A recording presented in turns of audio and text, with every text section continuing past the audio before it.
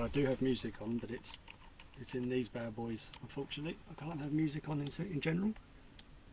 I should say that for a second. Right, this is one of 3, but he's asked for a practice shell. As in, like, he wants a simple version, and then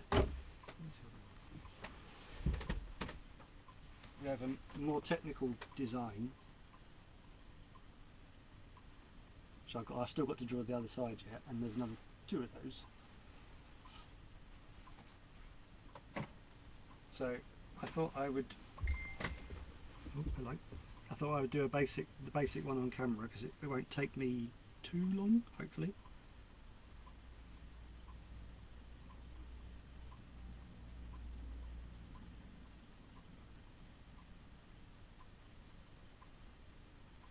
Seconds, sorry.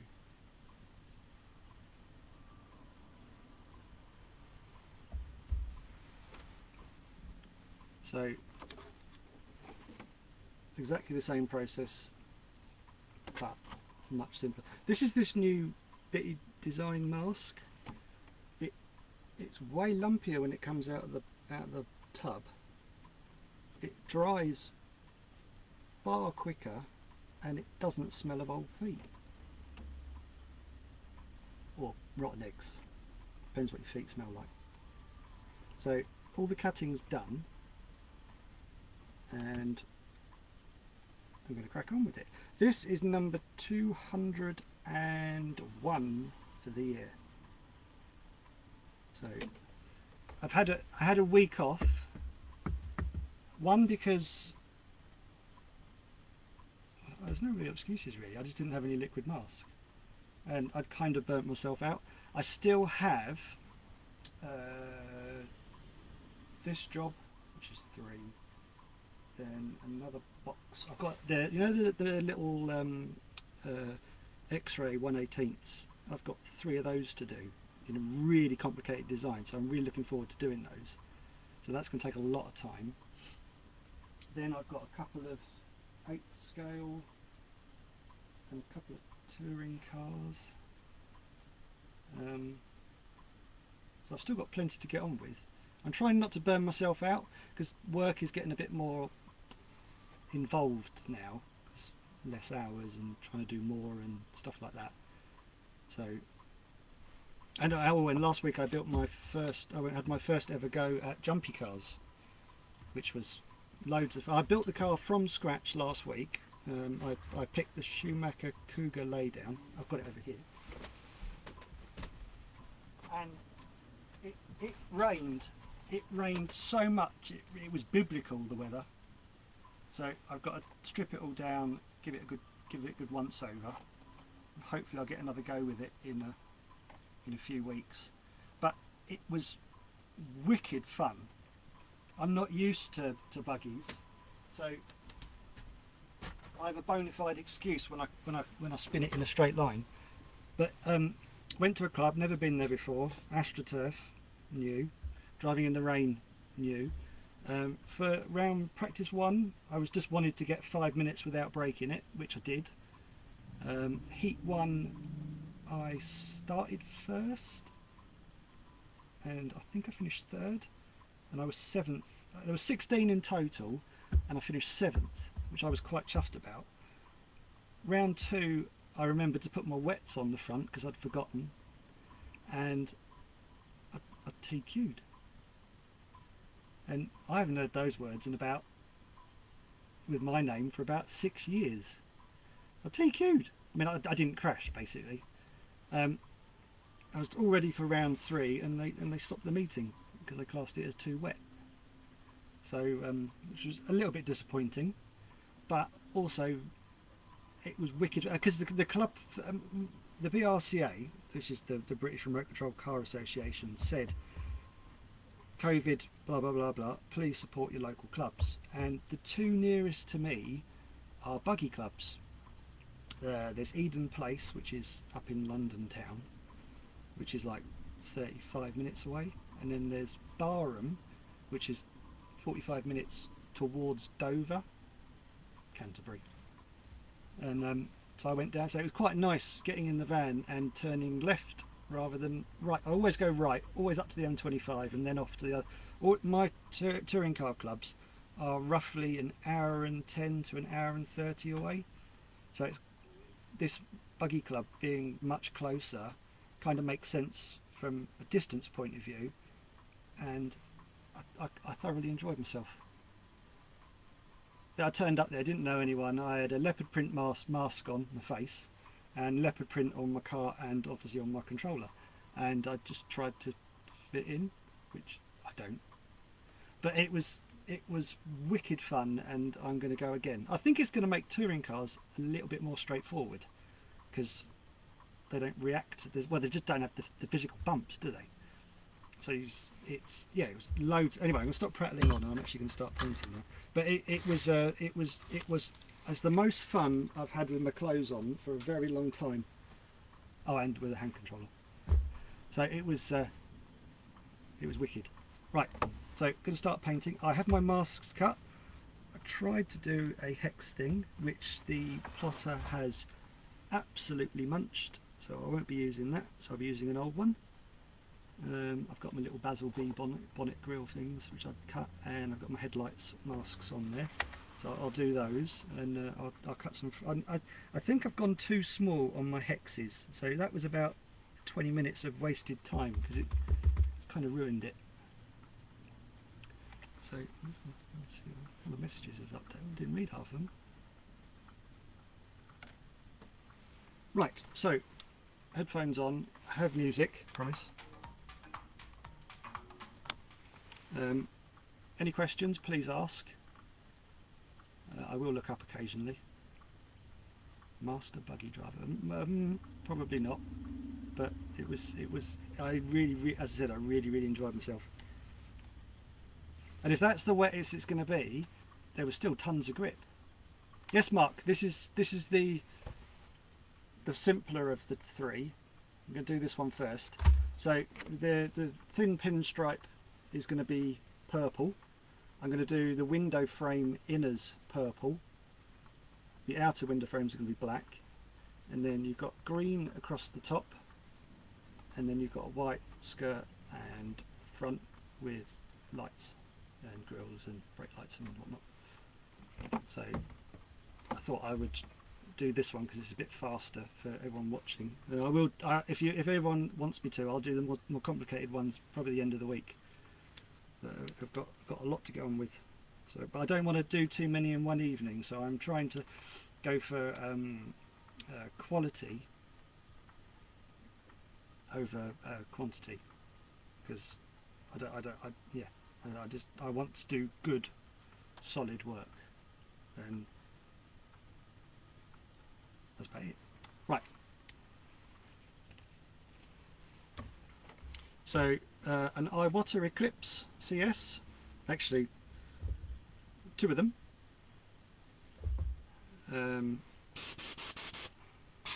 pre-cleaned, so I look professional. Detail black, 0051. Don't use any other black, just that.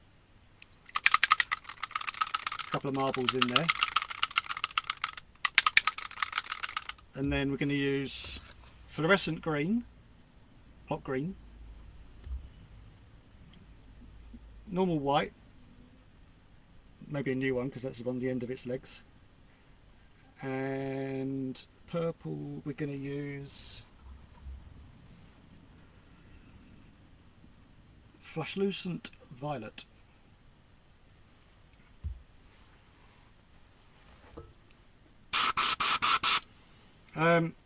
About I'm having to guess now. I'd say about 25-30 psi max. My regulator's broken, so it's just you can just see my hand. Any more than that, it starts blowing it everywhere, and it's not very nice.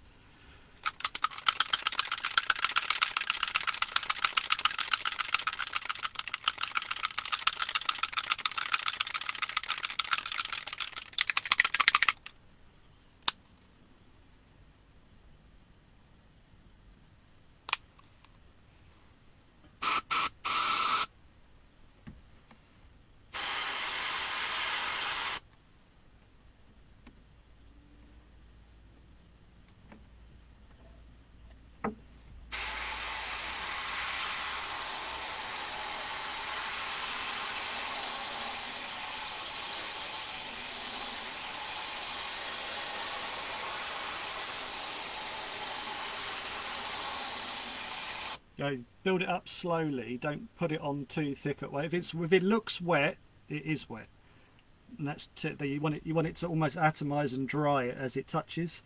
So you just build it up very slowly.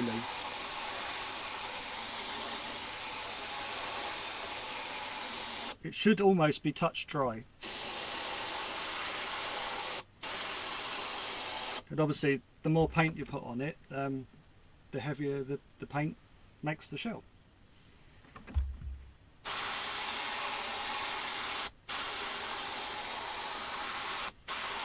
So this one should be about, if I don't talk too much, about an hour's work, hopefully, painting. I probably spent longer cutting it, definitely longer prepping it. So there's probably 2.5 hours in this already.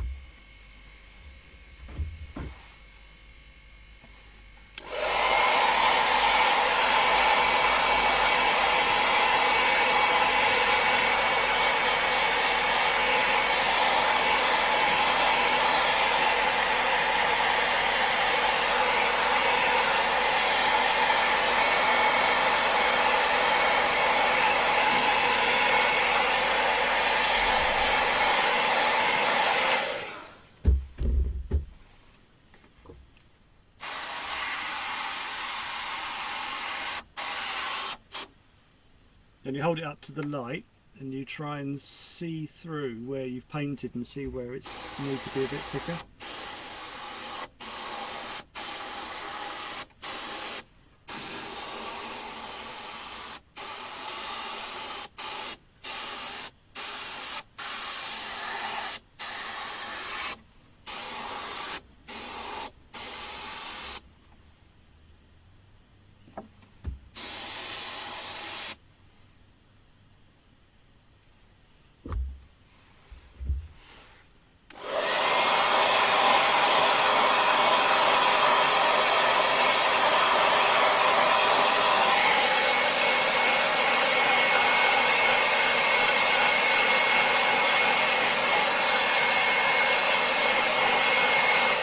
So that's the outer of the window frames. I've now got an inner frame, like a pinstripe, which is purple, which I'll do after I've done the lights and grills and brake lights.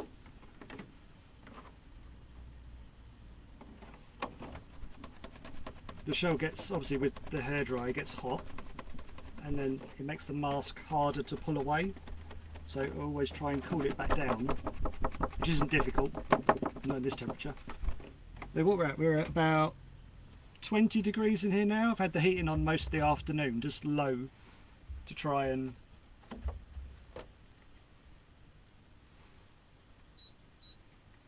keep an ambient temperature, which is kind of important as we turn into the twilight of the year.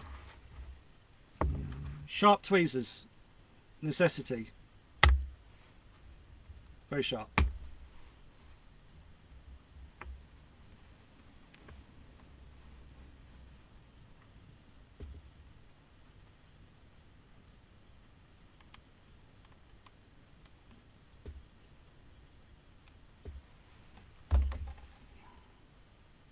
So that's one of the headlight. Anyway.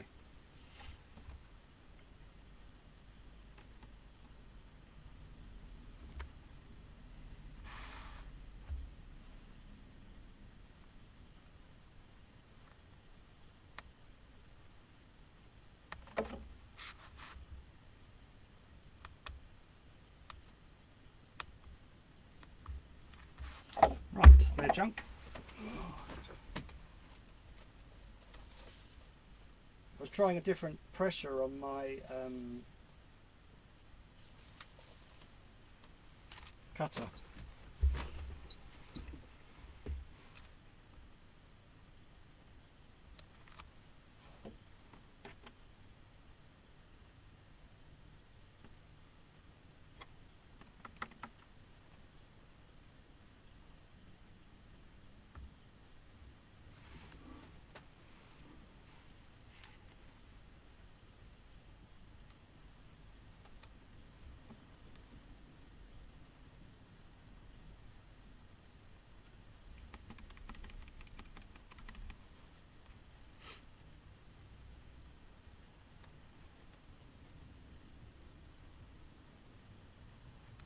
It's just a case of sort of placing them down so they look right and then mirroring them from side to side. I'm going to have to see if I can save.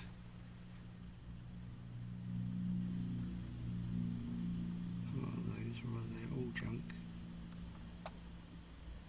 Right, they're all junk. So what I need to do is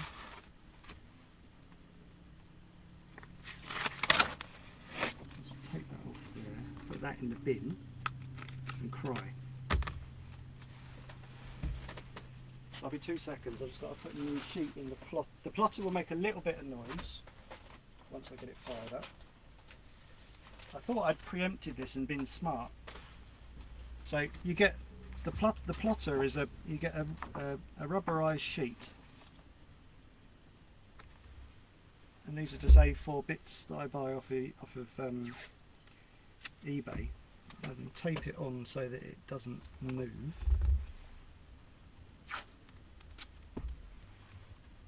And I can set this off while I'm doing the other bits. It shouldn't be too long. I'm not going to do the grill again because that'll just take hours. I've got an old one I can use. So a little bit of jiggery pokery.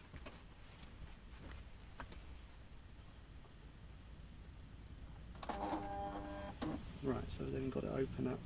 So if I close, if you disappear, it's because of me being an internet whiz, a computer whiz. So if I'm going to minimise that, open that. Hopefully you're still there.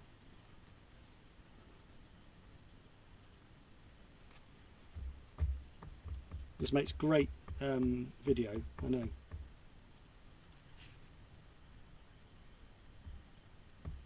And it's now running really slowly because the computer's doing too much.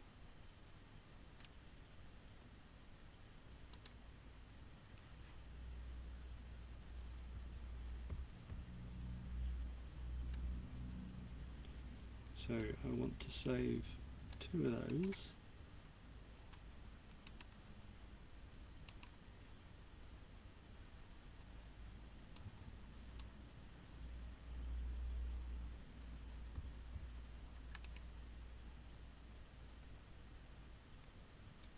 So copy that, put that into that,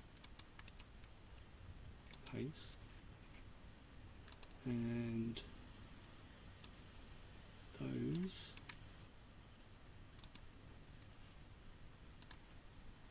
You can tell I'm not a computer person. Put them there. Move that. No, don't do that.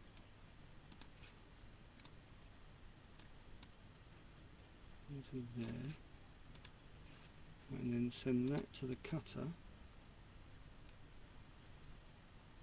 Because what it is I didn't get the tension or the force right on the cutting blade. So if I start that, you should hear a bit of a whiz bang now.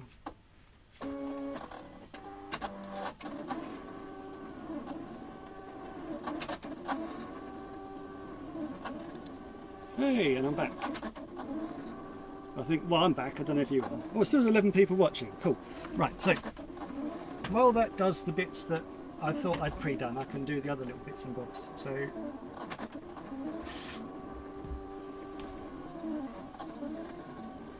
hope that wasn't too boring. So what I do is I have a load of different size circles.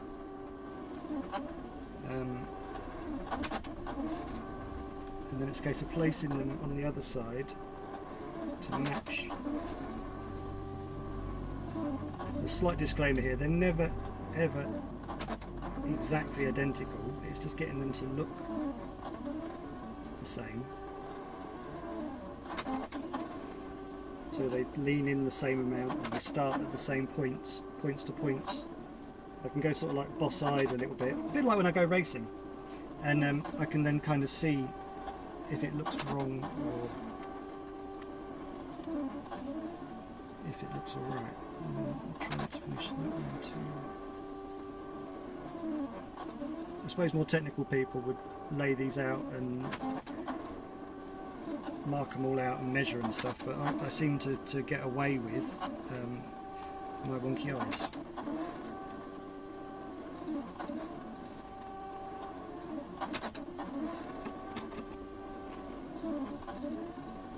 That's that.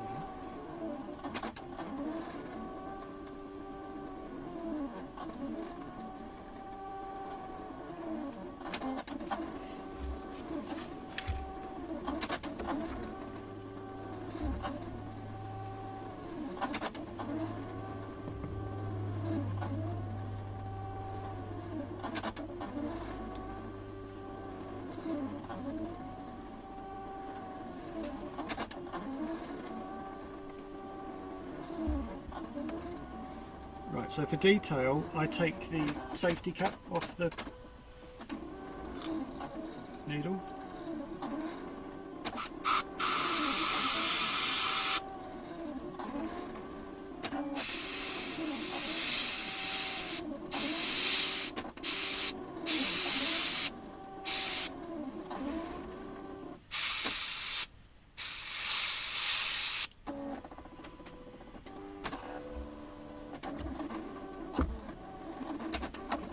And then what happens is every so often you get a build up of paint on the tip.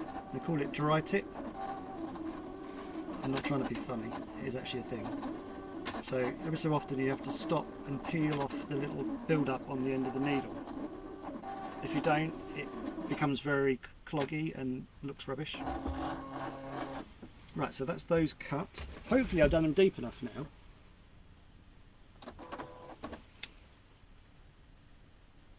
Oh, rubbish, too deep. See, this is where, see, I've changed brands of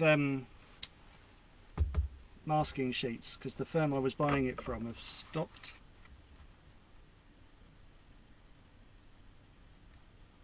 Well, that pulls out, right, so that's, at least that's saved.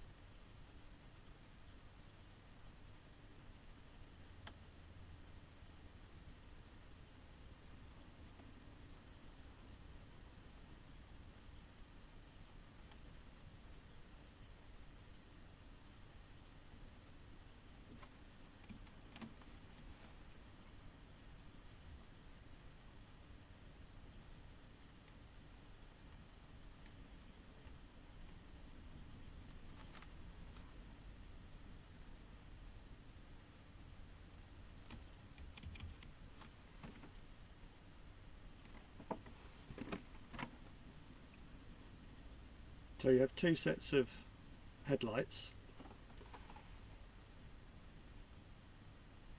that are just stuck on, and then you paint around them. Basically it means you don't have a death by 1,000 cuts when you if you do all the cut. I used to do all the cutting on the shell, but then as soon as the shell has any sort of impact it just turns to Swiss cheese. So I'm just trying to see if I can save these bezels. I might have to do some more. Can I save that? No, I can't. So now, if I do that quickly again,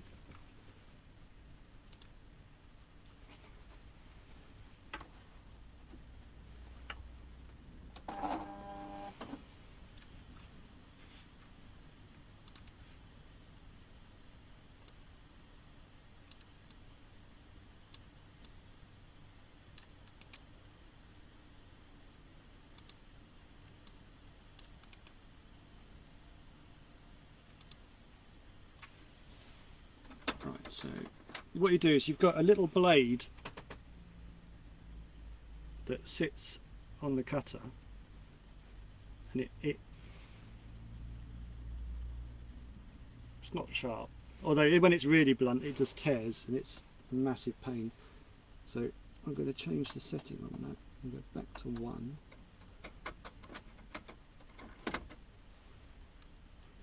And that should take like a minute, he says.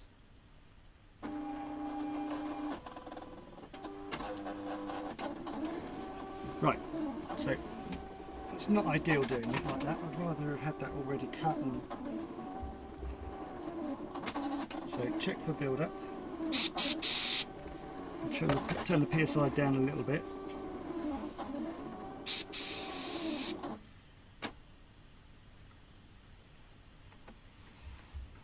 And then it helps, which I know is going to do the camera no favours, to have a white bit of card beneath you, so you can kind of see where you are.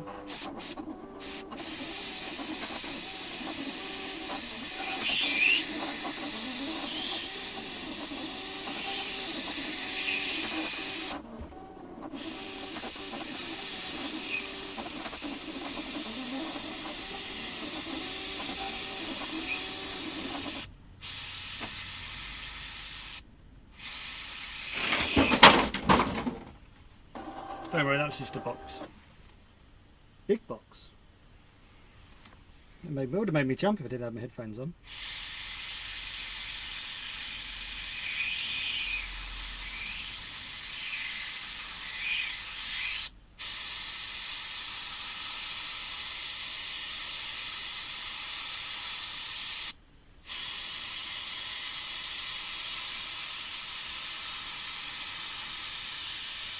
So it's a case of just lightly tracing round the circles.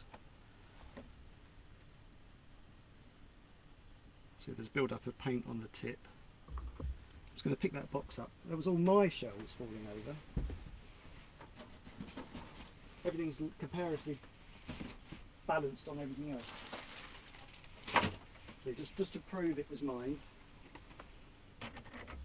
And there's my other one I did. That's the new twister. I used it at Aldershot last weekend, and I found the old one faster. The new one reminds me of a DBX, as in it's very stable. I don't think, for me personally, it's any faster than the old one. In fact, I found the old one more agile. But then again, I'm no pro. But I think that these modern shells are developed in much warmer climates, and also for much faster cars. I don't think it translates over to UK very clearly. That's completely my fault.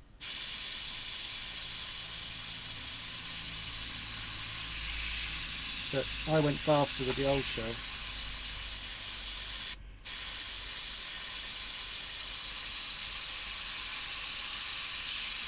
But then again, we're low grip and low temperature. And in 17.5 low speed.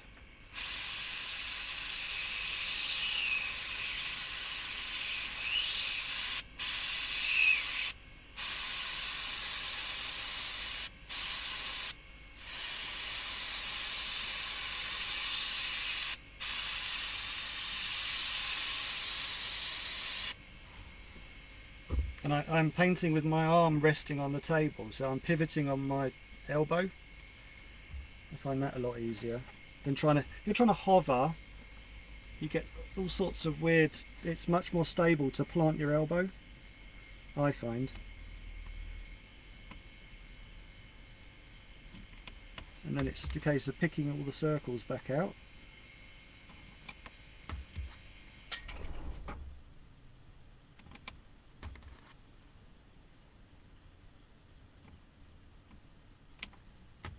And I pick them out on the mask rather than on the actual bit I've painted, because I was finding I was just leaving little scratch marks with the tweezers.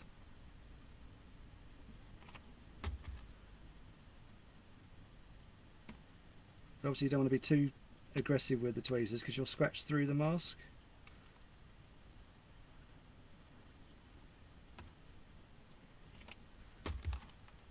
This is why good sharp tweezers are very, very, very important.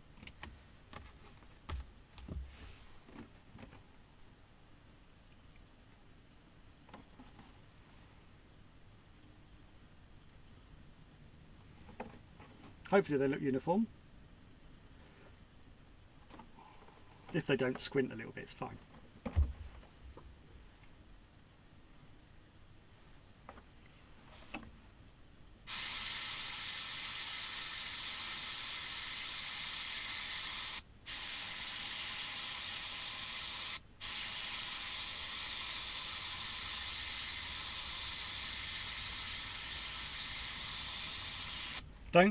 Also there's another tip, when you're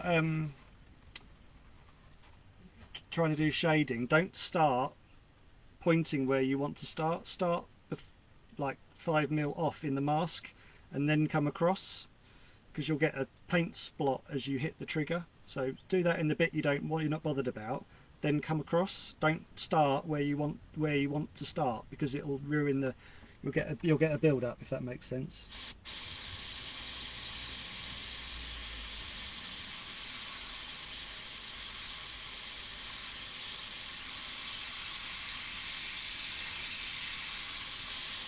And then see, look, if you see, look, I had a blob there.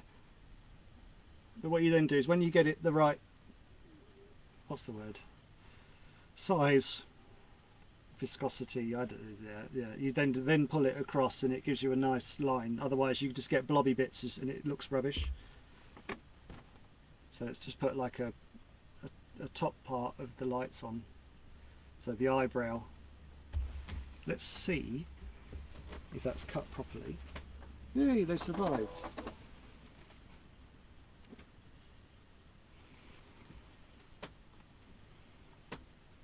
As you see there, here's my B for Basil, which you have to, when you do any sort of writing, you have to print it backwards. So what I'm going to do is I'm going to nab that off this sheet.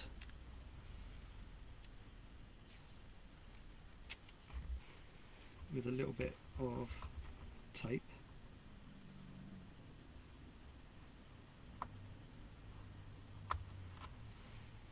So now that's on there. That gives you an idea of the size of it. So I'm not flicking the, yeah, you know what I mean. So I'm going to put that there, and what I'm going to do is just hopefully see if I can do it. Now I've got the pressure right. I'm always tinkering with this. I never seem to get it right first go. It always takes me 2 or 3 goes to get the pressure right. Self-taught, self-taught.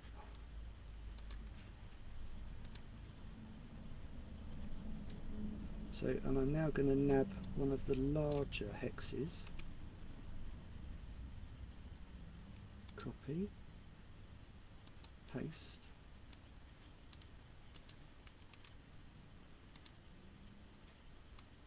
I'll put that there. Delete those. Sorry, we'll get back to painting. I'm just trying to see if I can just do I have an old one I can use, but I'd rather use a fresh one. I will be more organised if I come back on again, I promise. It's just I like to show warts and all. Some of these people, they'll be like, oh yeah, this is one I've done earlier. It's like a Blue Peter moment, where I'm a bit like, oh well, I dabble. I'm a hobby painter, and I like talking. Right, so those now have got their eyebrows. So I'm now going to swap guns. So I'm going to put my cap back on that one and leave that to one side. This one, it should be full of reducer, stroke cleaner.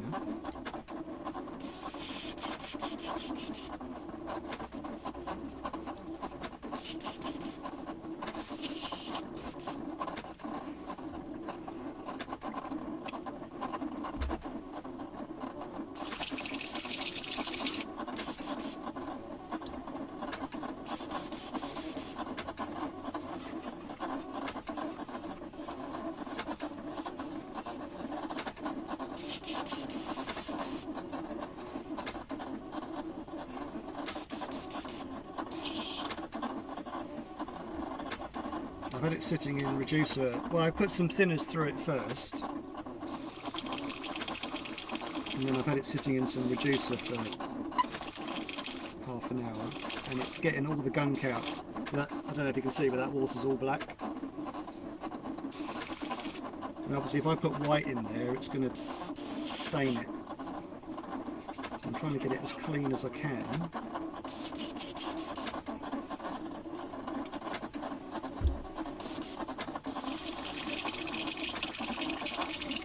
So you put your finger over the end and backwash it.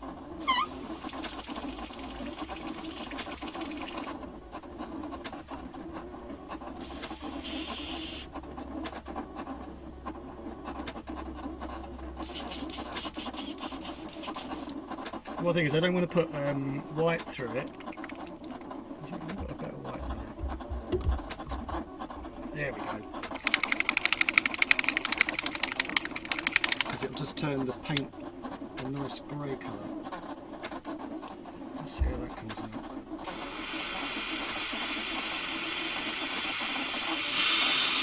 Lovely and white. Right, safe. So now it's a case of backing the headlights I've done.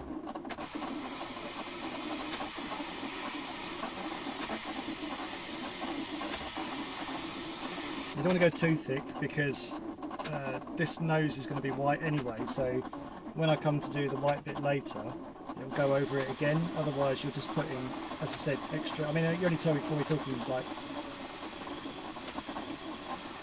a tiny bit of a gram, but it all adds up to you could have a chunky boy, and you don't want a chunky boy, you want a light shell to be a fast shell.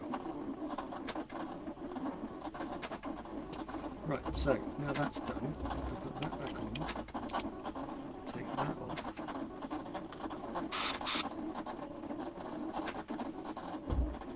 You can tell I haven't streamed for a while because I've been a bit twitchy nervous. Right, now pick out the next bit, which is the grill. Now take the bit that I'd forgotten about and left here.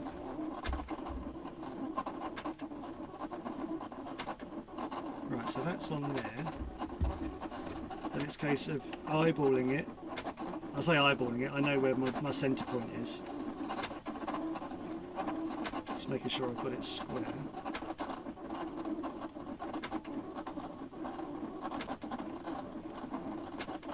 And then you run your fingernail across the back of it and you can kind of see the mask stick to the shell. So you know it's stuck.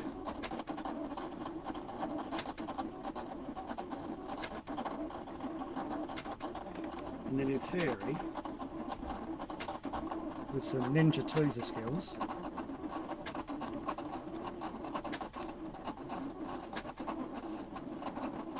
look at that. So that's on there now. Now I can weed it.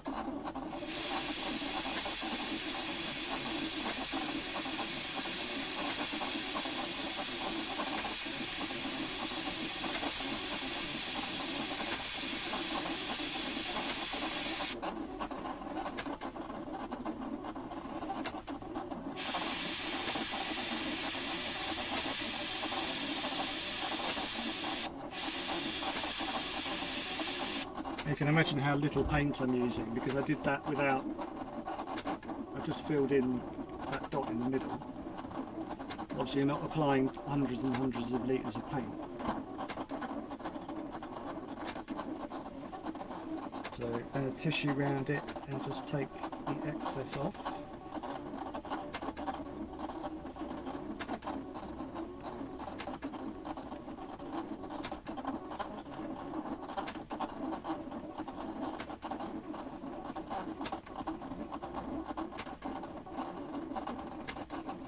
trying to stall so that hex pattern cuts out. I'm hoping it's going to survive.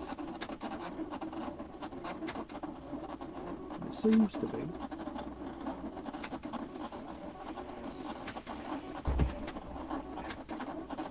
Just bang my knee.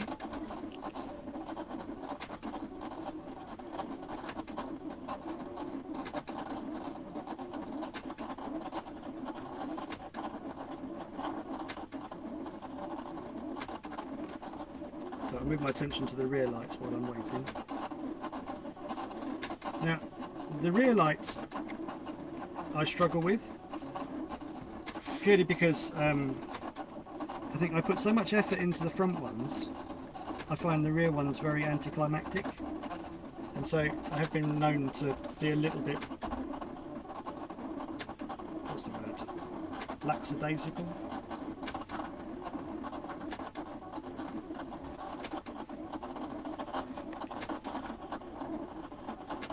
We're going to do little stars on there on the star sheet.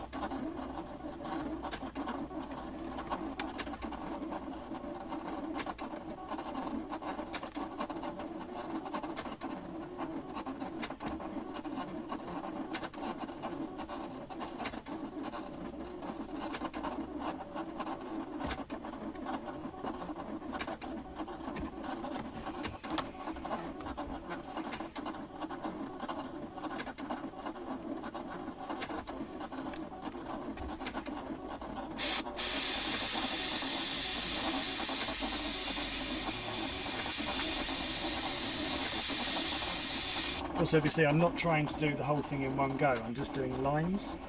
So I just move the shell around and do another arc.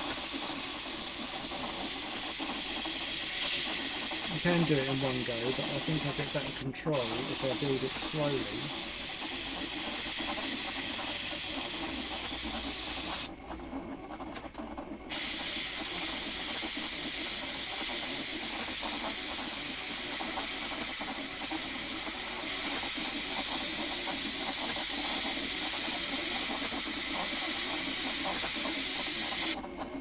So I've done the outer edge, I've got my stars in the middle, but what I want to do now is I'm going to bring my gun back a long way and then just fire lightly.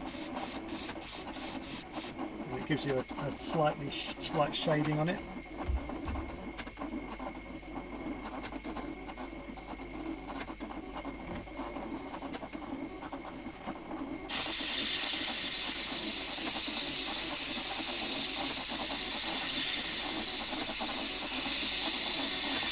Being right-handed, I always find the left side light much easier to do.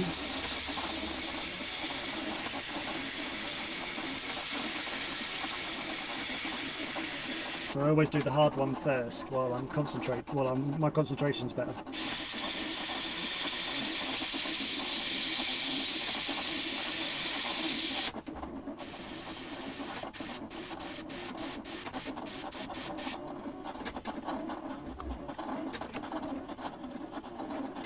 They won't really make sense till I peel out the mask, and you can see. I'm going to do them red, so that's all I can do with those now.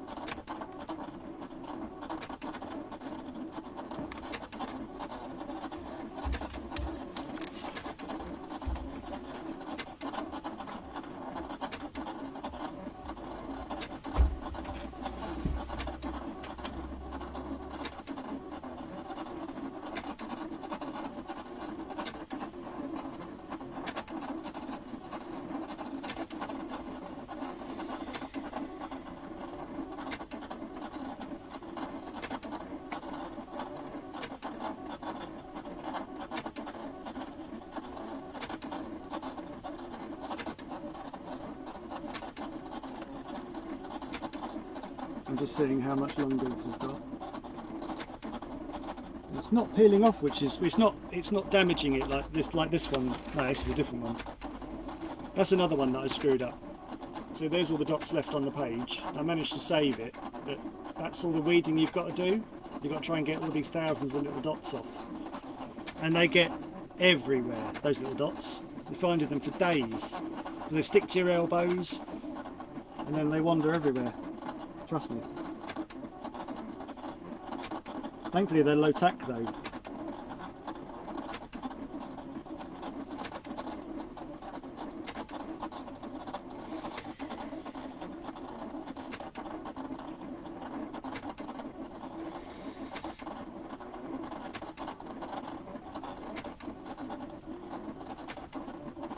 This makes great viewing, doesn't it? Because if you try and cut these too fast, they tear. If you do them too deep, the pressure on the blade too much, they tear. So there's a really fine window for getting these things to play ball. So I've got some older ones here.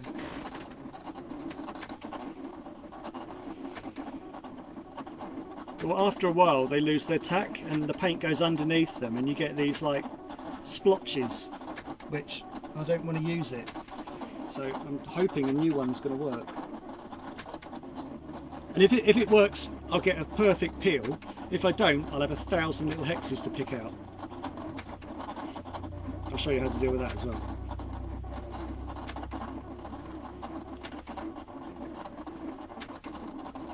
Unfortunately, there's no music or anything to sort of make this more enjoyable, if there's such a thing. You've got to put up with me talking and this thing winding away. I don't know what's worse.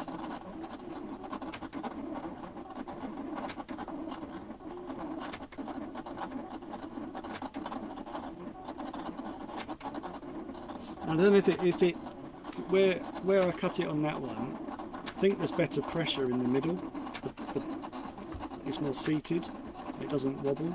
I think it might cut out better in the centre. Well, that's my claim for today anyway.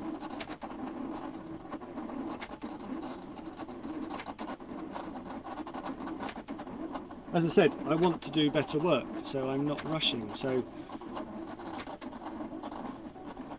it's done when it's done.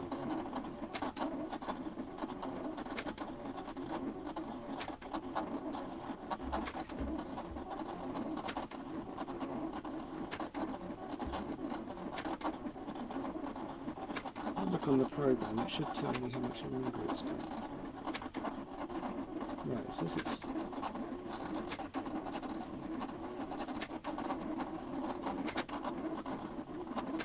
I know, because it'll start to go around the outside of it and then I know I'm like a second or so too. Let's hope for a perfect peel. Yes, that... Perfect peel. There's a hashtag, isn't there? Perfect peel. I like my hashtag from the other day, which was jumpy cars. I know everyone generally calls them 3D racing, but I thought jumpy cars was quite amusing.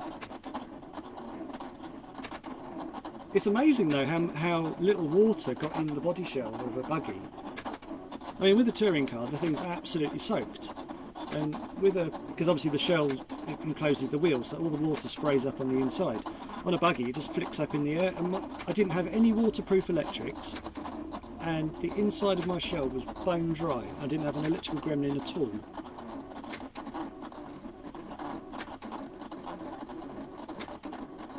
The only problem I had was, you know the Velcro that holds the shell to the chassis? The Velcro kept losing its stick. So the only thing I had, which was a little bit there, was super glue.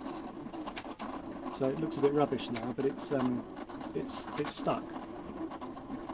Come on. I think it's nearly there. Is it done yet?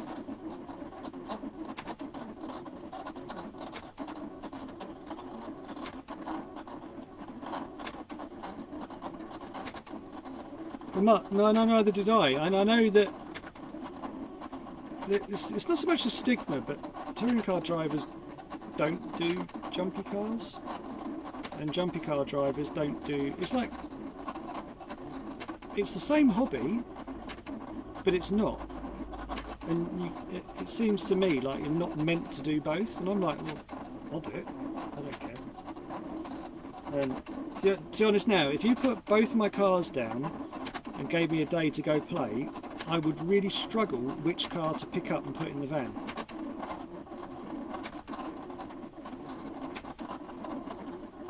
Because I had that much fun on Sunday. I haven't had that much fun in ages. I think if I had touring cars, I find really frustrating. Where my background was go-karting, so I'm used to rear-wheel drive, turn in, square the cart up, accelerate. So with a four-wheel drive touring car, I'm very similar. I sort of turn in and I don't apply the power early enough because I think it's going to spin out. I know it doesn't, and so I'm sort of slow into the corner and fast out, which makes a really crap touring car driver. But with a buggy, it seemed to work.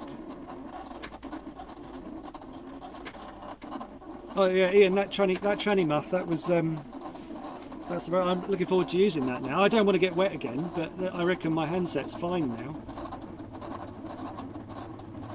Right, it's just finishing the outline on this hex pattern, so fingers crossed we get a perfect peel.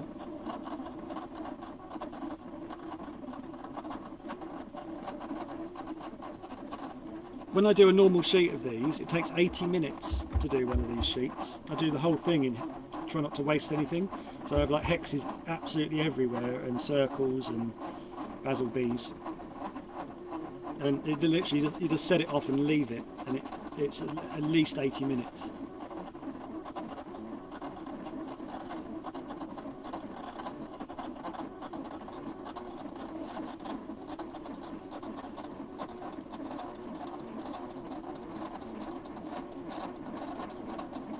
Right, it's just finished. Go on, finish, please. Yay! Right, fingers crossed.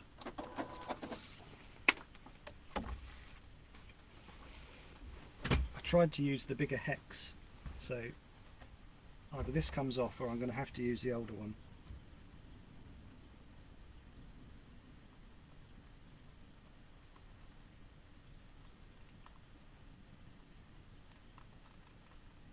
Yep, everyone is sticking to the sheet.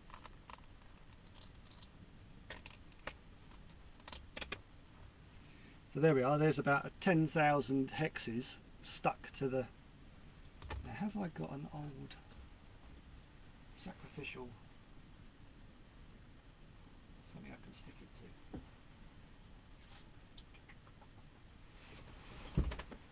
to? You don't want to stick it to anything too violently because it will just rip.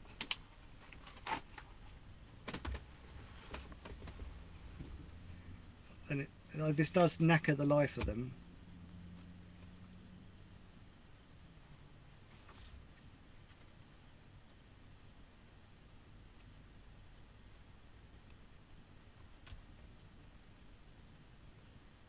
Nope, jank. Right, bit more homework on that. That's annoying. So what I can do is I can use an old one. I'll just stick a bit of heat on it, and in theory it should stick as well. Sorry about that, I just wasted time. So a little bit of a hairdryer on it. That should warm up the glues on it.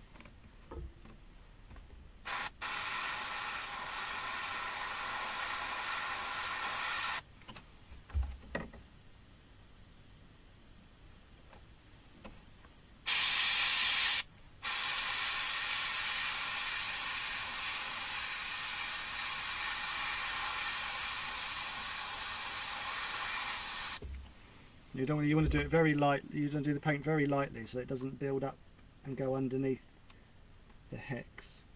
Well, that stuck wicked.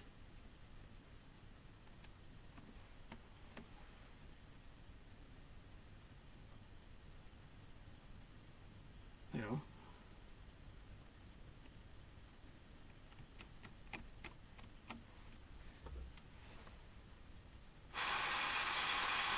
keep the gun at the same angle.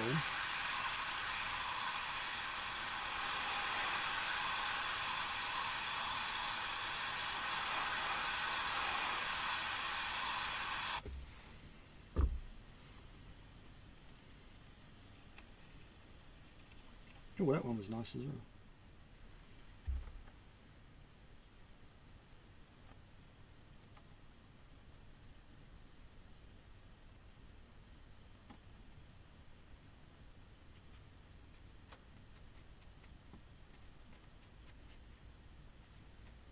Right, it's important to try and keep the hex square.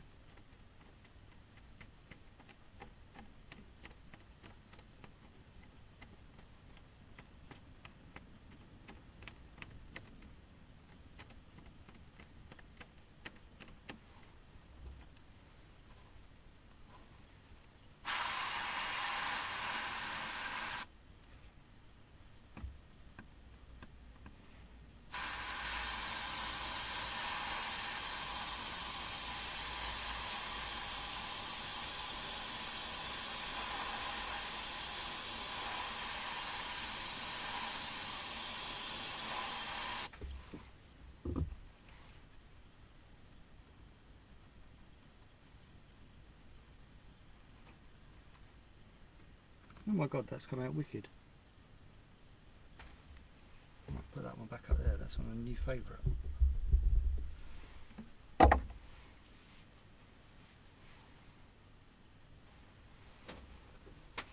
No, it's not grief. See, what I'm doing is I had somebody and they didn't believe me when I said quite how long this takes to do. They're like, oh yeah.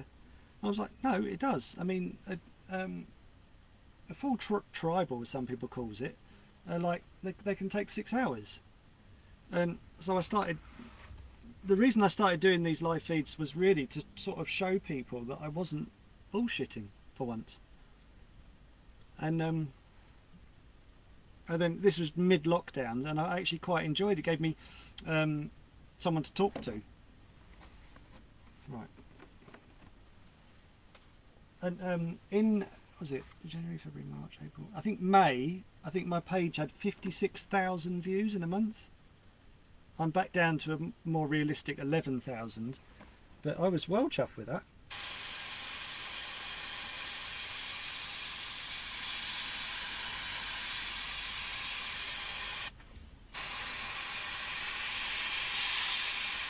So you're now going around the outside of the hex.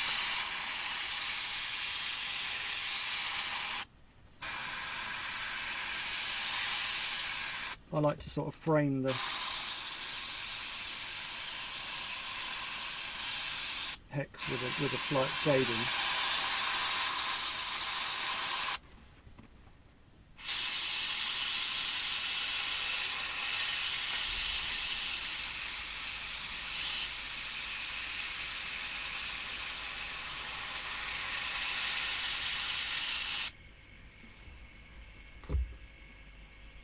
See, so you've now got a slight shadow around it. You then very carefully pick out the basil B and the outer circle.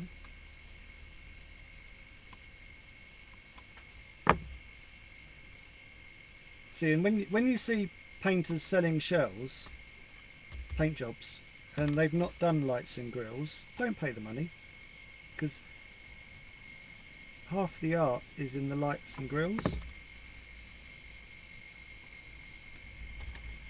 I've just noticed 2 hexes are stuck.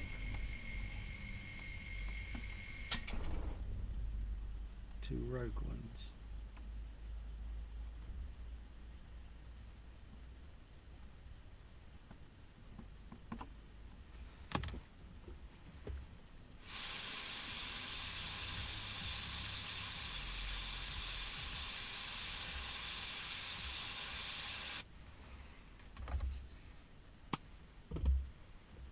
Right, back to the white.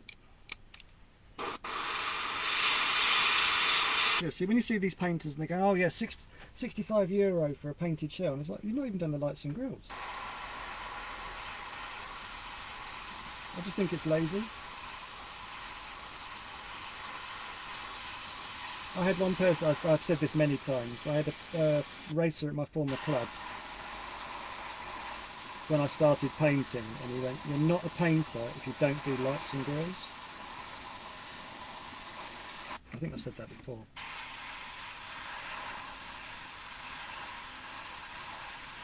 And that stuck with me, and I now critique anyone that doesn't do them. I'm one of the weird ones that will show you what I'm doing. A lot of the painters would be all secretive about this and won't tell you. What am I going to do now? I'm going to do red on the brake lights, so I don't need black again.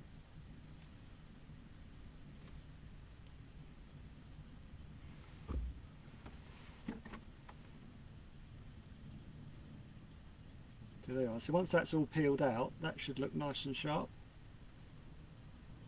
And there's shading you can't see inside the headlight. It just looks black, but there is detail in there too. Right, so now pick out the stars I put in the back.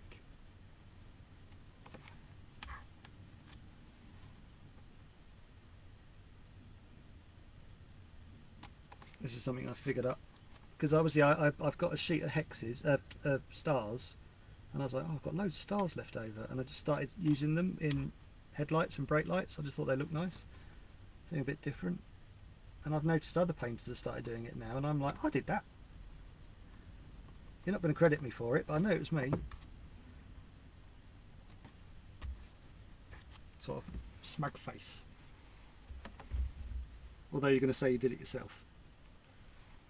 Right, so now I don't need the black. Black's the hardest colour to change. When you're changing your colours, reducer in there, old paintbrush, whiz it about a bit.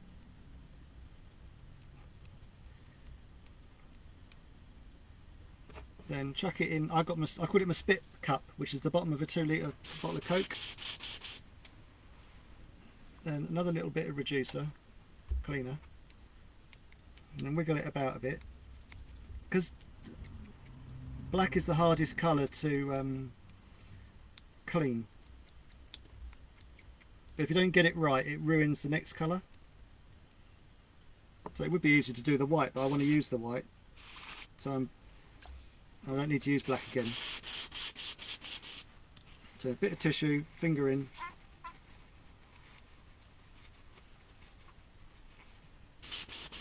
Then finger over the end and backwash it, and you'll be surprised how much extra's in there.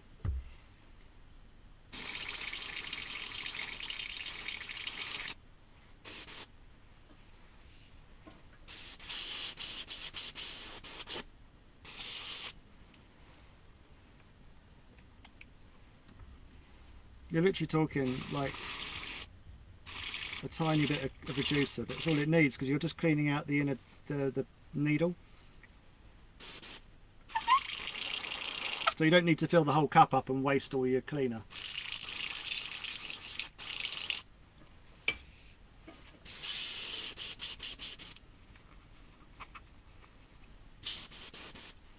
Right, so that's that done. Pearl red.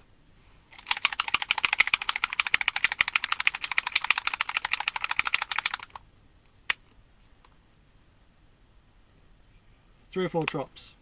You don't need a lot. There's a tiny amount in there. Make sure, spray it onto something else to make sure there's no black in there, because that'll make it really rubbish.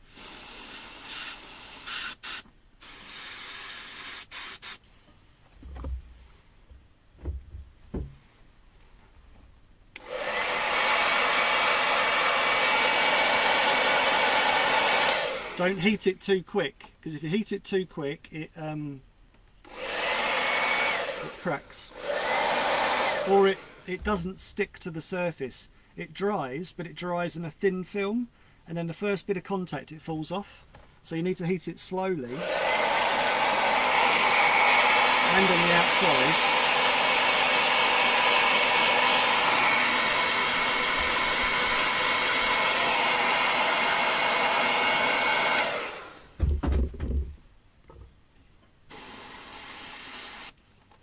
very honest of you, Ian. Thank you.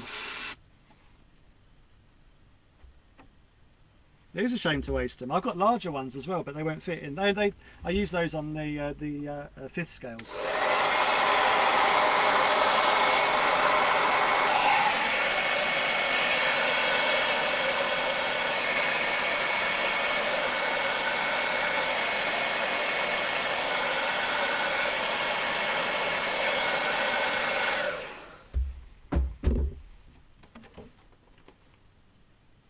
So you should just be able to see the star. That'll be way obvious later. This light, it's not good enough.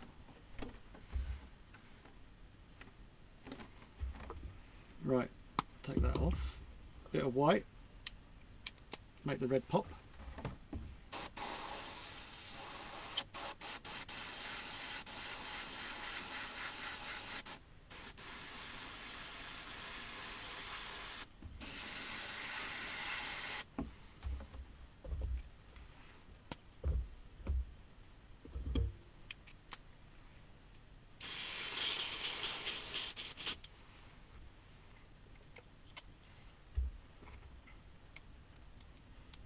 Having two guns is an absolute luxury, but it will save you hours. Because all you end up doing is just cleaning the bloody thing.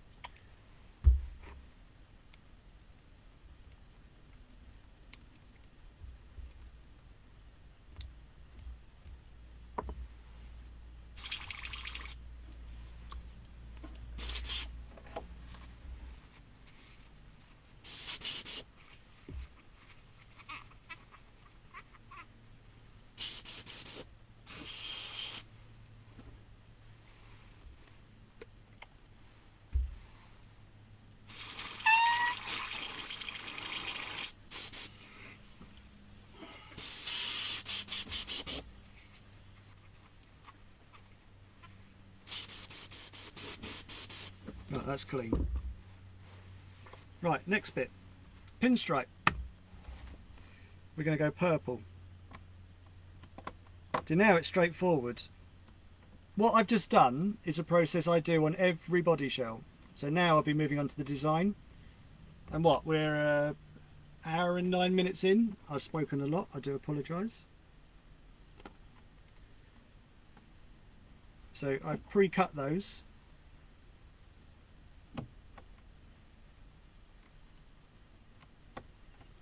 Now that lifted a bit, so I just need to make sure I don't get any overspray. What I do is I draw a straight line with my permanent marker, and then I cut either side of the permanent marker line, and that in theory gives me a uniform pinstripe gap. So I've actually gone round that both, so that's one drawn line and cut twice. So in theory I should have the same line, same gauge all the way round, he says.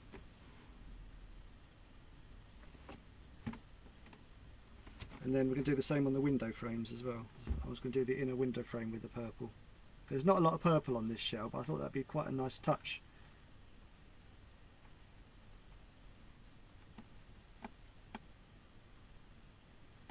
So on the twister you get this like raised window frame, and it's very easy, well I find it easy to cut round this raised section, and it gives you a perfect window frame inner.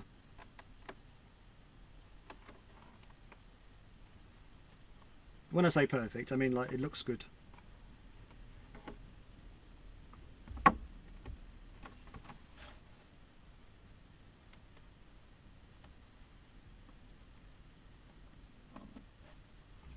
This is where the tweezers come into their own again.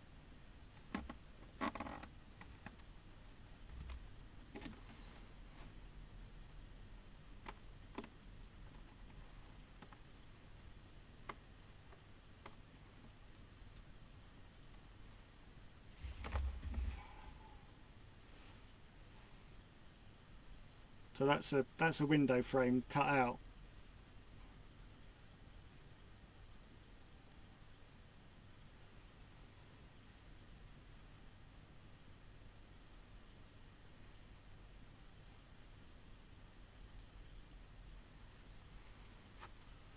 That's a little challenge I like to do. I like to be able to cut it out in one, because then I know I haven't got any overcuts. And it's, you see some people and they cut way past, and you're just putting unnecessary cuts into the shell, which is taking strength out. So if you see there, I've now got the inner frame on all the windows. You've then got the pinstripe, which I'm going to do, and we're going to do that purple. I'm going to change my mind. I'm going to do iridescent purple, because the translucent it's a bit hard. You have to build up a few more coats of it. This will give it a more uniform colour. And you need a couple of drops.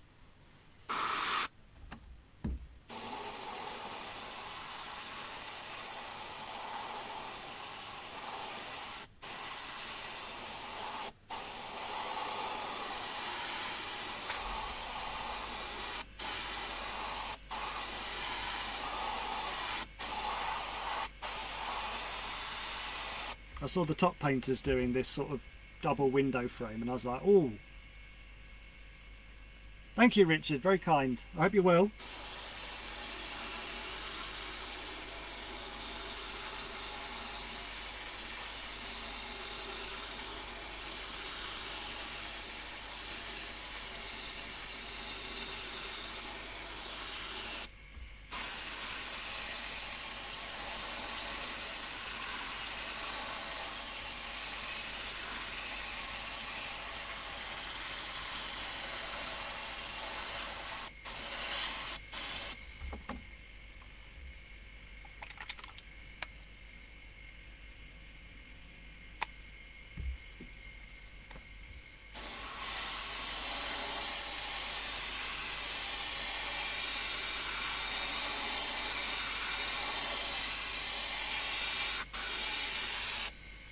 Like all the other colours, you don't want to build the colour up too heavy, because it'll dry and it won't adhere. And then when you pull the liquid mask away, it will rip off. And where this is such a fine detail, the last thing you want to do is rip the pinstripe off. So it's worth taking the time.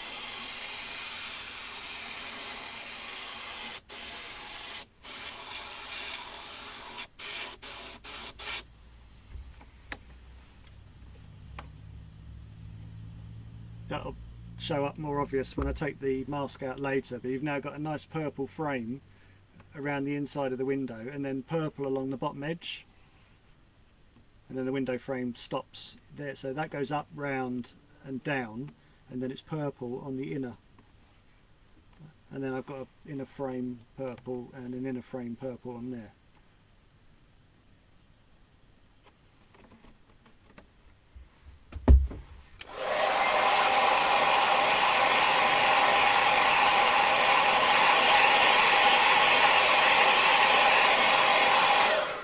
I think I've got one on my shelf done. I'll show you. So I did this one in chrome. So you've got the black, and then you've got a chrome. So what we've just done now, we've done black and we're going to do purple. So it just gives you like a really thin detail on the inside of the window. It just gives a nice effect, because they're quite a plain thing. And then I've got one here you can really see because it's white. So it's much more obvious. I mean, apologies about the Larry shell, this is mine. But you can see I've got the white around the insides. Actually didn't go along that bottom edge. Obviously got it around there. And see, ignore the dirt, I went off-road probably. and then you see that nice and clearly. I think it's just a nice touch. You see some of them and they're just black and they just look boring. I think it just gives a nice detail. And when you get to a certain standard, the detail's important.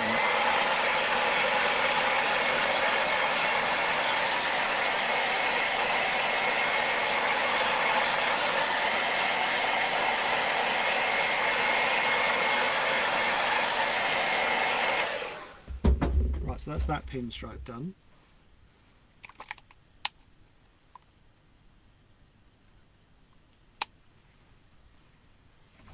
So this pinstripe now is the change between green to white. So we're going to do purple again.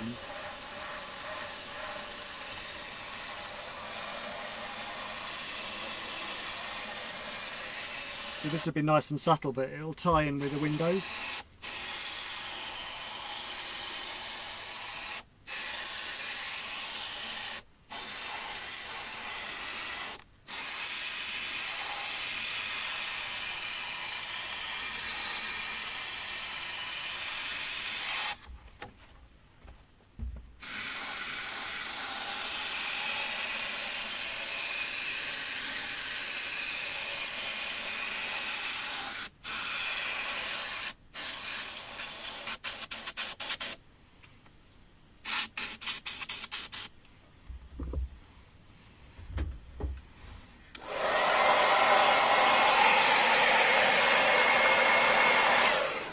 Change the subject. Who's excited for the Formula 1 at Imola this weekend?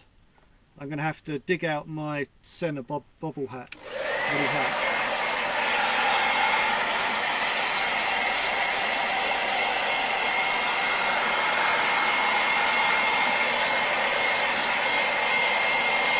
I'm just interested to see what a modern Formula 1 car will do lap time wise compared to the old school cars. I don't think the racing is going to be particularly good, but the spectacle will be amusing.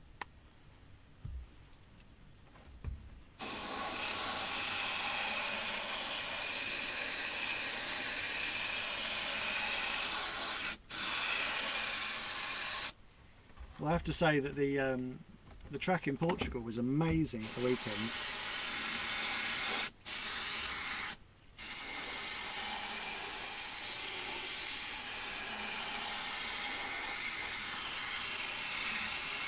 Money talks though, doesn't it? That's why we go to all these rubbish Grand Prix, and then when they can't go to them, then all the nice ones come out. We've got Istanbul soon as well.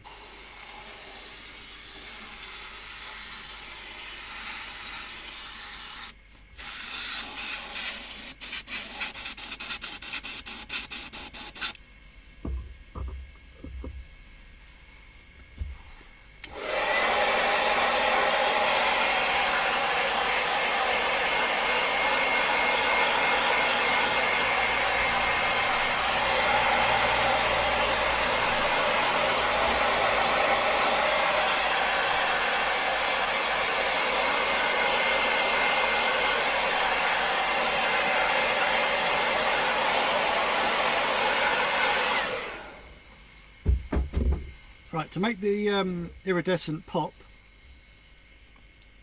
a little bit of cleaner in there, you back it normally with a bit of chrome, then black, but I want to keep the weight down, so I'm just going to do the black. Because it's only a thin pin, I don't think it doesn't have the depth, doesn't need the depth.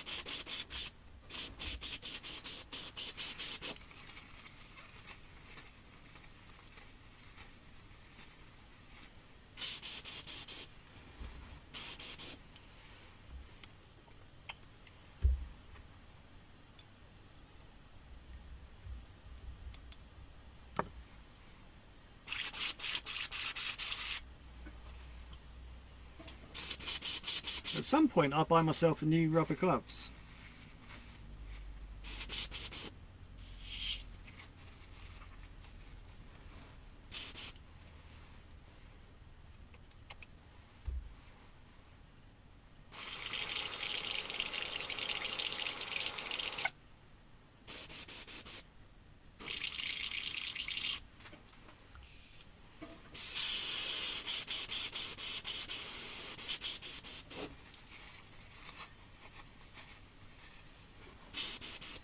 Right, nearly there.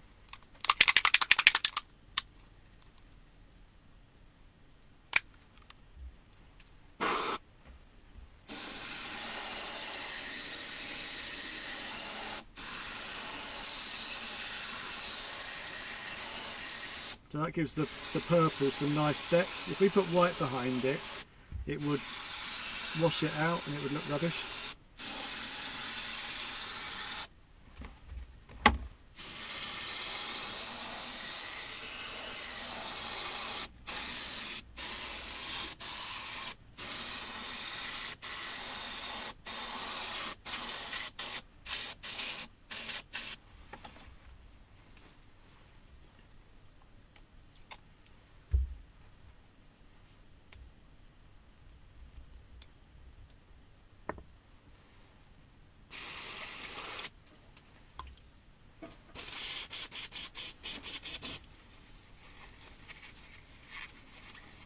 See, this is a pallet, so underneath it, this is a pallet on top of a shelf, and so I've got all bits of tissue and cardboard boxes and stuff that I spray into underneath the pallet.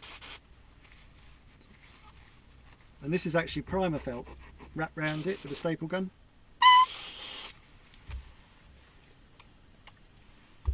Touching cloth. Racing cloth. I remember doing that this winter.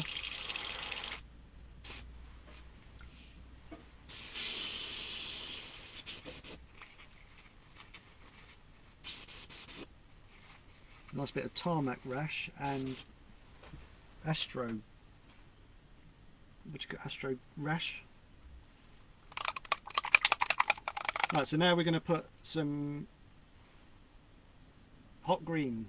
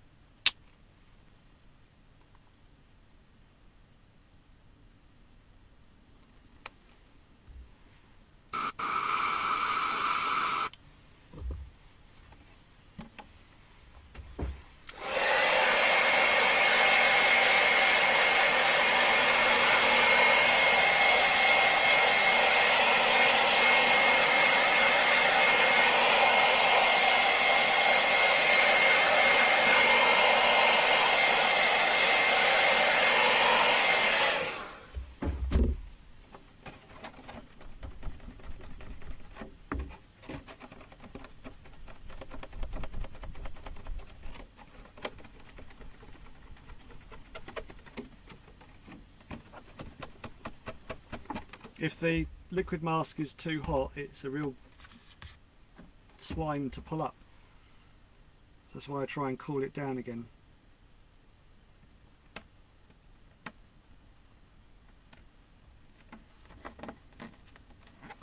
Now in theory, if you've done this right, it just peels in one.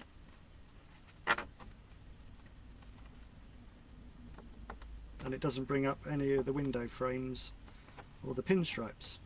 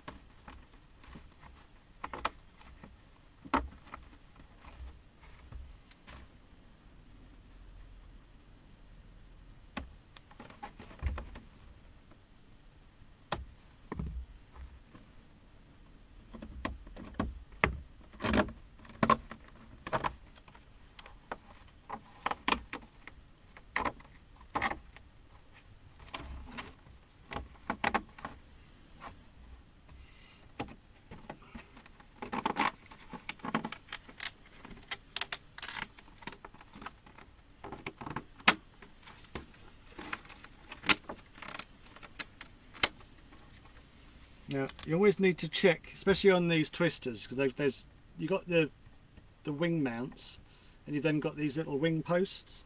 You need to make sure that there's no liquid mask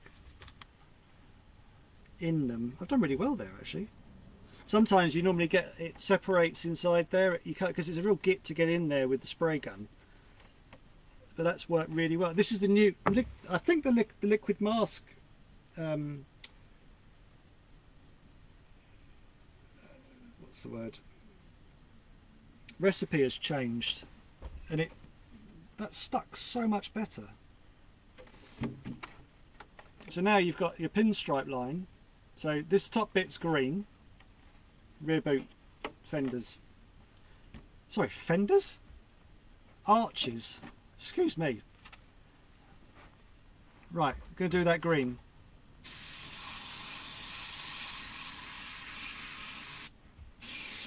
It's just a case of just holding the gun back and just spraying lightly.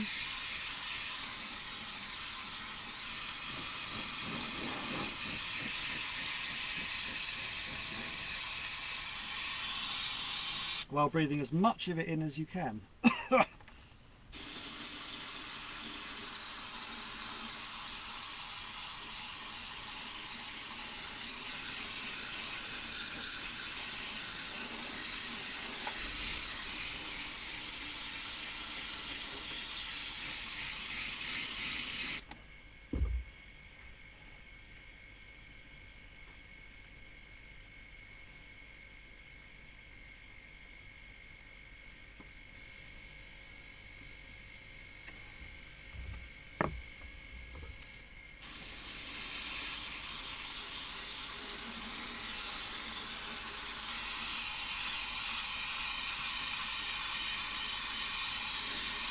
Obviously the light what you're trying to look for is an even coat, but the lighter you can keep it, then the more the white will make it brighter basically. If you put too many layers of green on, it'll dull the colour.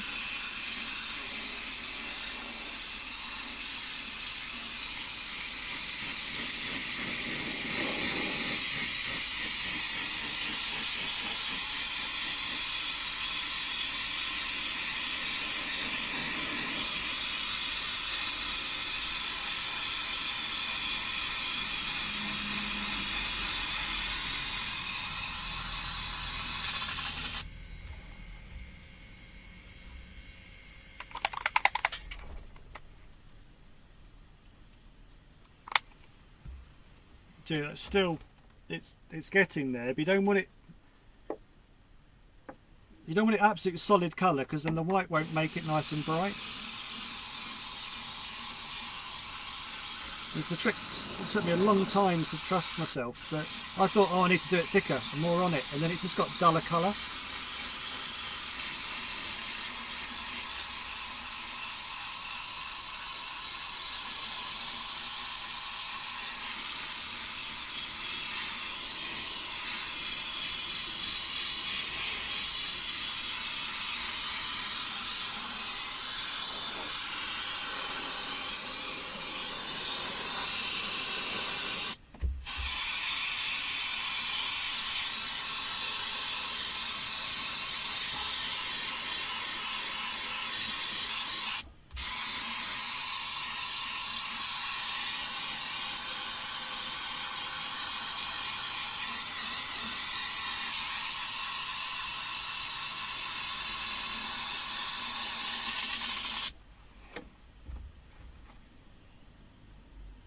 It's annoying, that just spat a little booger through it, which is obviously dead old paint.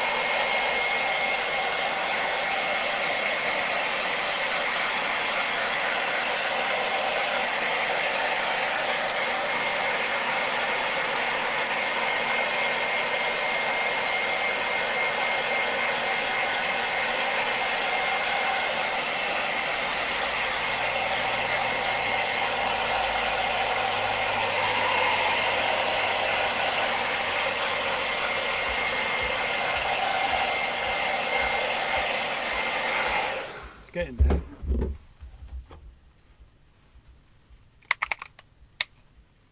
But I find neon colours very hard to know when you've got the right thickness of the paint. Because the last thing you want it to do is look blotchy.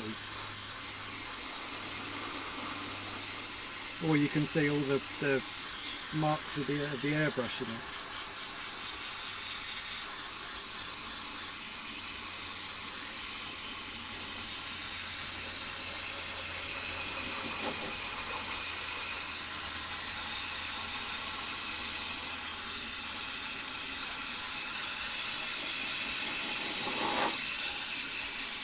What it does is it goes kind of translucent. Well, obviously when you then put the white on it, it will pop. If you've got it not thick enough, it will just look rubbish.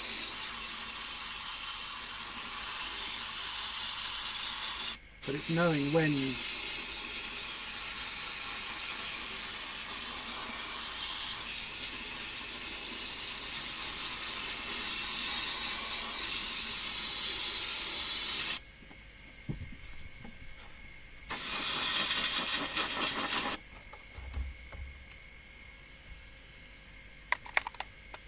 nearly there. Yeah, again, I've got my timings wrong. I said this would take me an hour, and it's now an hour and a half. Apologies.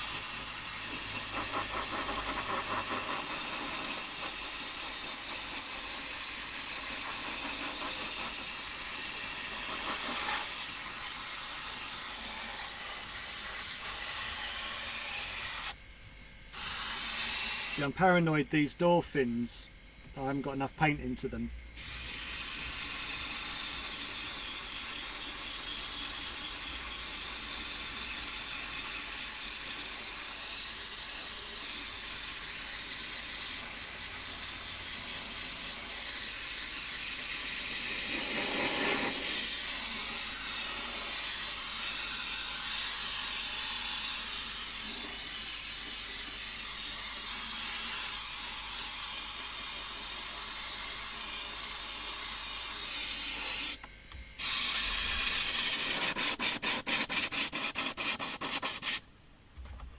Last little bit, and then I think we're there. I just want to get, I'm trying to get a uniform coat so it doesn't look patchy like my head or my beard.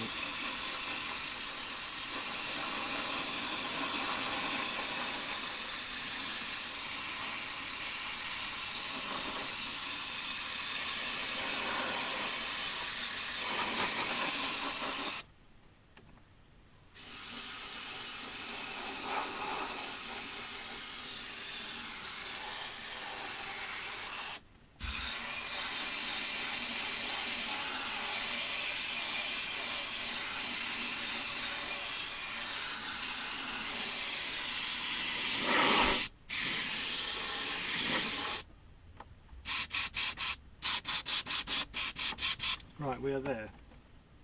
So that is neon, I promise you. It looks pea green to you. I'm just trying to make sure I have a uniform coat of it all the way through. It's very difficult to know when to trust it, because when you put the white on, sometimes you get a dark green, light green, and it just looks rubbish. I think I'm all right.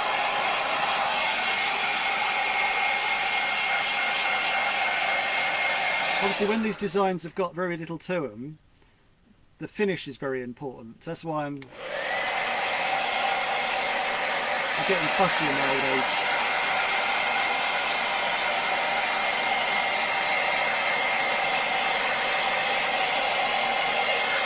And I'm not a very technical painter. I'm a bit like, oh, I wonder what this does, and I'll just do it. Some painters are much more technical than me. I'm smarter. I like bright stuff, bright patterns. And making stuff look terrible.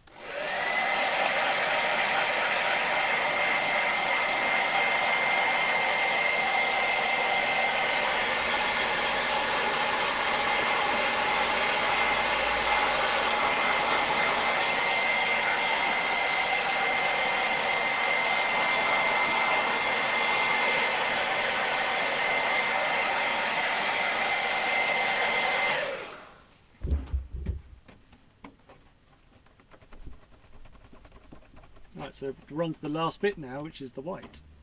So I'm just making sure it's dry enough, cool enough, because obviously I've got to peel this bit out now.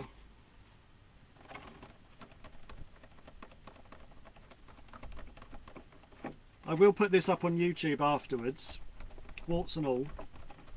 I actually got today my 100th subscriber. I think I got to 100 a couple of weeks ago, and then somebody deleted me, which is fine. And so I got a thing tonight saying, "Ding, 100 subscribers." I was like, wicked. I have a few more on Facebook though.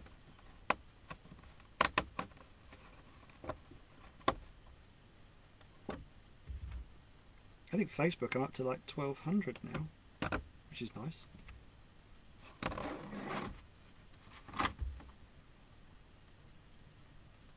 But there's more people that follow, because you can follow the page rather than liking it. So if you follow it, I don't know who you are. So there's 1400 followers and there's 1200 likes. So by my broken maths, that's nearly 2,500 followers each time I put some random crap up on. Sorry, humour. It's not random.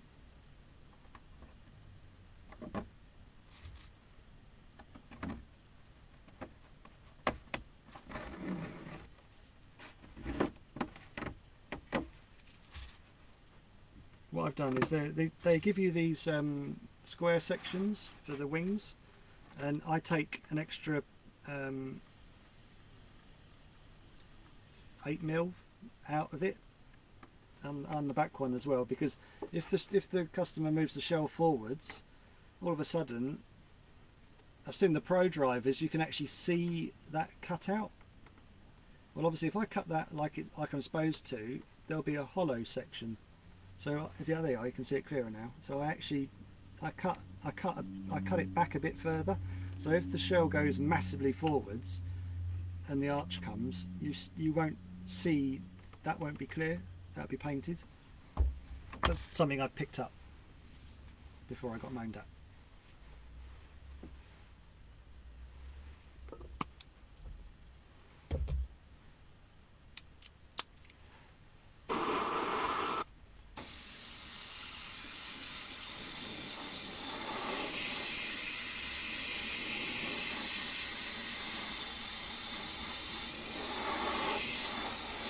Now this should be an incredibly light paint job, fingers crossed,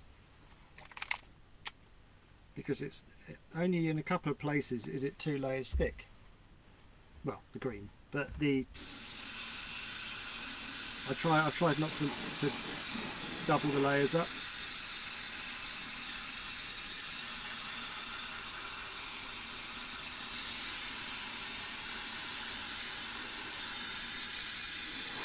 And I'm trying to dust it on so that it's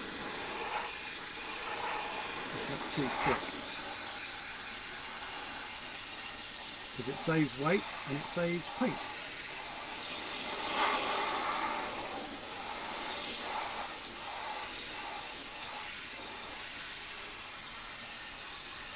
What you're trying to do is you're trying to obscure the writing, you can see through it. So if you can just make it out, it's thick enough. Because once it's down on the track, it doesn't really matter, because the track will bounce. You can't see through it. There's no light coming up. And I know the pro drivers like really like, well, they're almost translucent, especially the 12th stuff.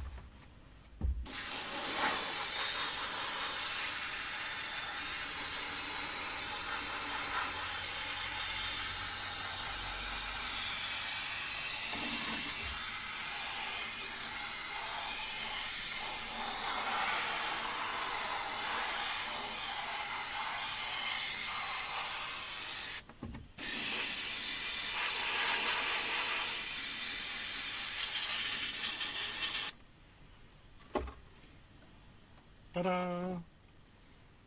That's really good. That's really that purple pin line. Once it's all dry, I'll peel off the windows. You can see. I won't take the overspray off unless I'm allowed to. So if you're still there and a wake mark, if that's allowed, let me know. I totally understand if you want to. I totally understand if you want the overspray on.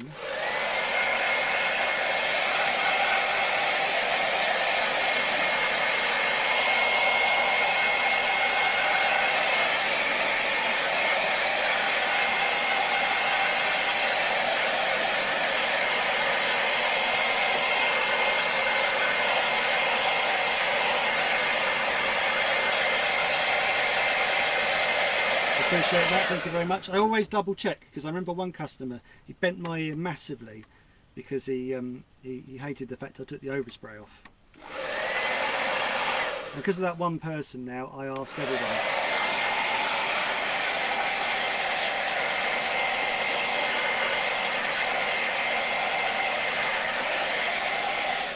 Obviously it's any painter will tell you it's the most satisfying part is peeling the overspray off. But it's not mine to peel.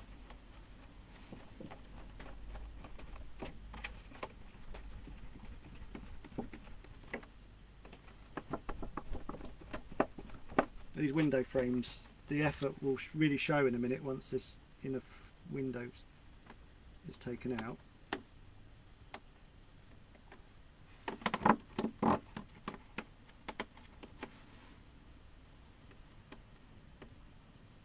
Obviously I'm being careful because this is still very new paint. It will take a couple of days for the paint to harden up. So I always say don't cut them out straight away.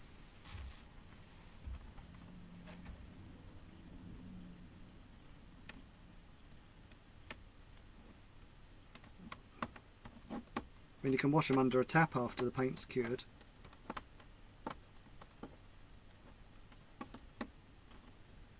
When I go racing at Eastbourne, you wash. There's an outside tap, and you just wash the shell out underneath the tap. And it's never taken the paint off.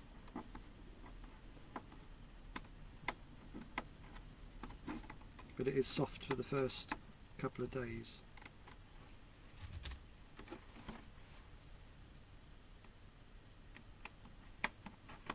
I'm just being careful because I don't want to peel the purple out with the overspray.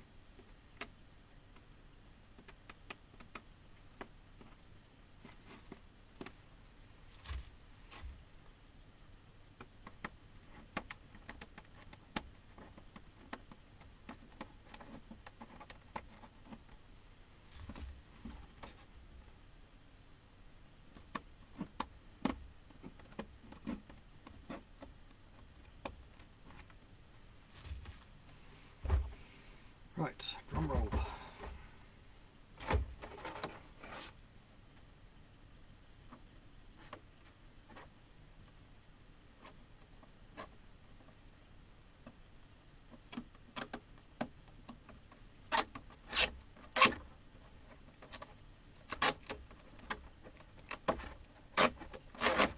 It's always nice and glossy underneath because the overspray is always a bit matte and has a bit of the permanent marker lines all over it, and there's also it takes the shine off the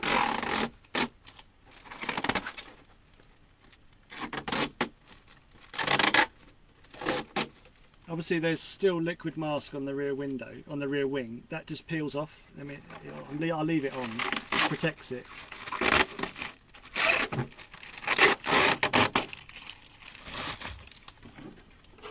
And there we are. Obviously that's a way brighter green than show. This looks pea green to you, but this is a luminous green to me. I'll put some pictures up in a minute. The purple works nicely, it gives it a nice pin.